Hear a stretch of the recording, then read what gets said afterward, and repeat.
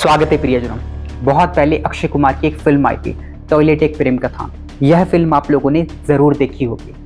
इसमें आपने क्या सीखा कि जब तक समस्या पर्सनल नहीं होती तो कोई जागरूक नहीं होता है। मैंने ऐसा क्यों कहा दोस्तों, अभी थोड़ी देर में आप लोगों को समझ में आ जाएगा। 27 जुलाई को दिल्ली के महान कोचिंग सेंटर के बेसमेंट में अंडरग्राउंड लाइब्रेरी होती है, जहाँ पर कुछ स्टूडेंट्स यूपीएससी परीक्षा की तैयारी के लिए पढ़ाई कर रहे थे। वही यूपीएससी की परीक्षा जिसको पास करने के बाद आप आईएएस, आईपीएस, आईएफएस, आईआरएस और अन्य बहुत सारे पदों पर आसीन होते हैं।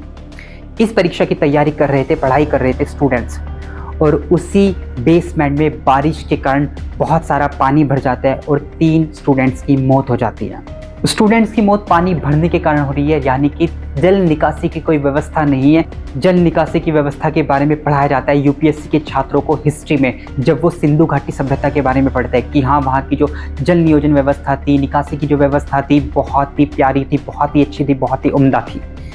उससे हमें सीखना चाहिए। और हम क्या सीख रहे हैं, उसी चीज़ की, उसी परीक्षा की तैयारी करने के दौरान उसी जल निकासी की व्यवस्था सही ना होने के कारण स्टूडेंट्स की मौत हो जाती है।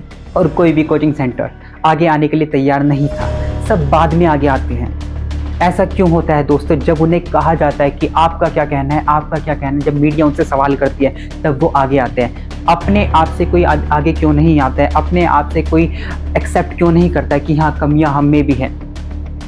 जब इतने बड़े कोचिंग सेंटर में स्टूडेंट्स को पढ़ाया जाता है तो वहाँ पर कुछ ज़रूरी सावधानियाँ क्यों नहीं बरती जाती है? रूल्स एंड रेगुलेशन क्यों नहीं होते हैं वहाँ? जो मैन्युफैक्चरिंग व्यवस्था है उस पर ध्यान क्यों नहीं दिया जाता है? जो सेफ्टी के पॉइंट ऑफ व्यू से चीज़ों को ध्यान में रखना चाहिए वो क्यों नहीं रखा जाता है?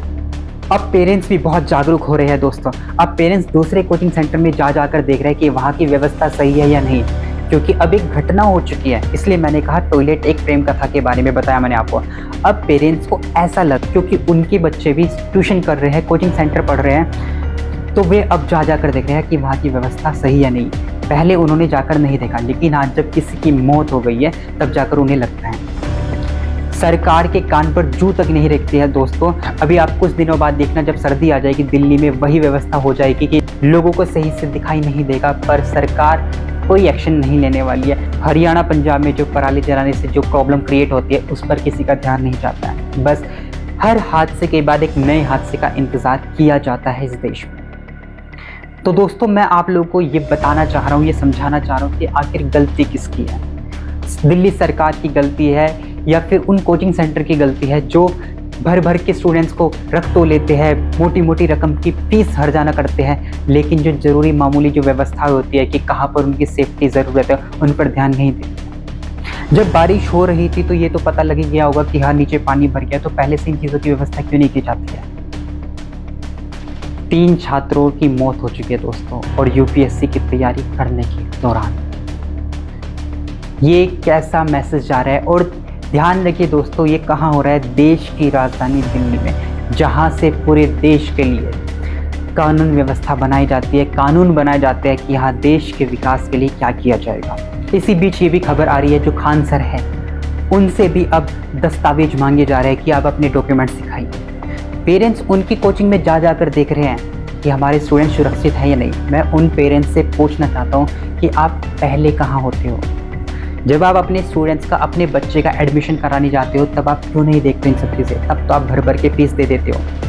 लेकिन जब किसी की मौत हो जाती है, कोई दुर्घटना घटित हो जाती है, तब आप लोग जागरूक होते हैं। यही मैंने कहा कि जब तक प्रॉब्लम आपके पर्सनल नहीं होती तब तक आप जागरूक नहीं होते हैं, वरना दूसरे के घर में कुछ भी हो रहा है इससे आपको कोई लेने देना नहीं है। आशा करता हूँ दोस्तों आपको मेरी बातें समझ में आई होगी। आपका इस मुद्दे को लेकर क्या ख्याल है, अपनी राय कमेंट सेक्शन में ज़रूर देना। यह वीडियो देखने के लिए आपका बहुत बहुत शुक्रिया। धन्यवाद।